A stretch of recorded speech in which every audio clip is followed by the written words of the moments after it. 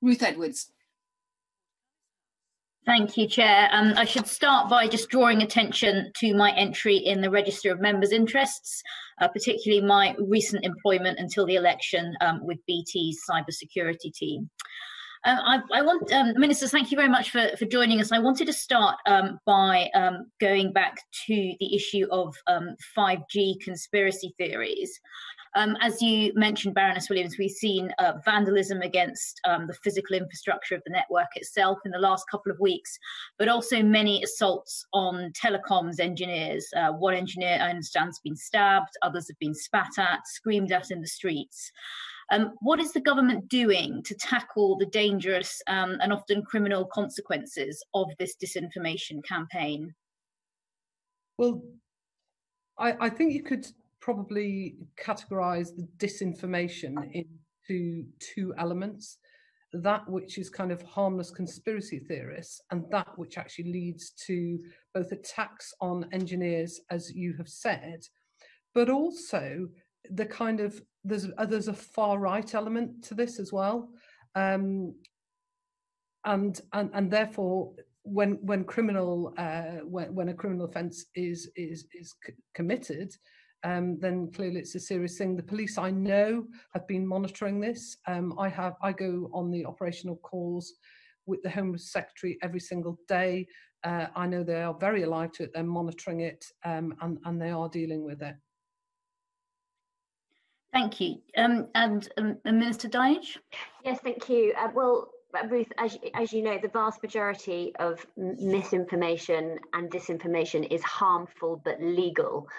In the cases of some of this crazy misinformation around the safety of 5G masts, you know, it's in many cases inciting criminal damage, which is an illegal offence, and that's why we're working very closely with the Home Office on it. In terms of what we've been doing to help tackle it, so very early on in this crisis, we stood up the Cross Whitehall Disinformation Unit. That's as the name suggests, it's a sort of cross-government, but also includes academia, military, and a number of other, and also some of the companies involved. And it looks at a number of threats and then passes the worrying concerns onto the companies and requests that if it's against their standards and their regulations, that it should be taken down. So we're working very closely with them to really tackle this disinformation and misinformation at source. And in some cases, so for example, we were working with Twitter. When anybody went online on Twitter and searched COVID-19 in relation to 5G masts, it would direct them to the correct information on the government website. Thank you. And do you think, I know that industry and government have been doing quite a bit, but do you think it is proving enough? Do you think it's being effective? I understand a recent Focal Data poll showed 27% of the public said they couldn't rule out a link between 5G and coronavirus.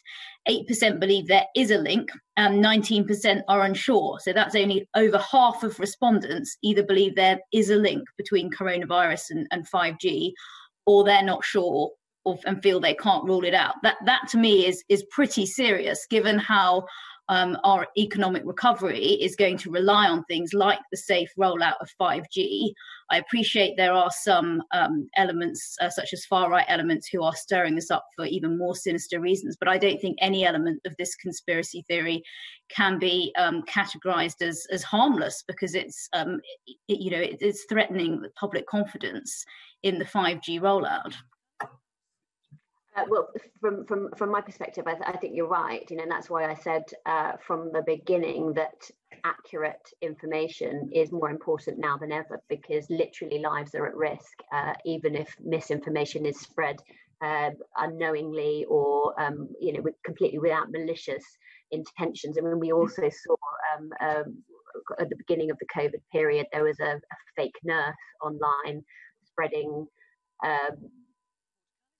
completely erroneous coronavirus cures, so technically there's nothing illegal about that. It's very disingenuous, but at a time when we're not only worrying about people's physical health but their mental health, stuff like that, content like that, can be really harmful, and that's why we've been working closer than ever with the platforms to make sure that information like that is addressed as quickly as possible and taken down, but more broadly that people are directed to the correct information. So Facebook have recently started contacting people who have engaged with content that has subsequently been taken down and directing them to the correct information. That's great to hear. Thank you. And I suppose my final question is, are you concerned that this might lead to the delay in any delay in the rollout of 5G if these sort of attacks, both on the network infrastructure and in engineers installing it, continue?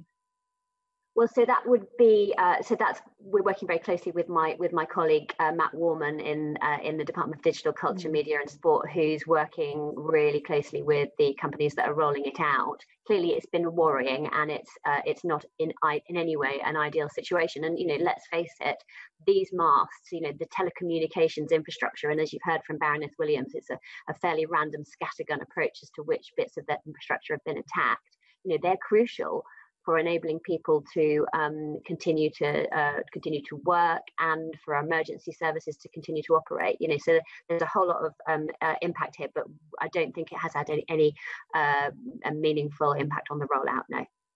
Thank you. No further questions, Chair.